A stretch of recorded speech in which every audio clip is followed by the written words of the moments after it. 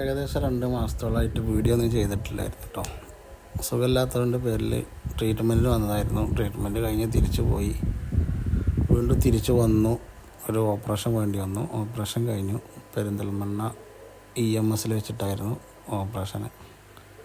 അപ്പോൾ ഓപ്പറേഷനൊക്കെ കഴിഞ്ഞ് വാർഡിലേക്ക് മാറ്റി, റൂമിലേക്ക് മാറ്റി നിൽക്കുമ്പോൾ അങ്ങനെ റൂമിൽ നിന്ന് എടുത്തൊരു വീഡിയോ ആണിത്. ഞങ്ങളെ റൂം 8ാമത്തെ നിലയിലായിരുന്നു.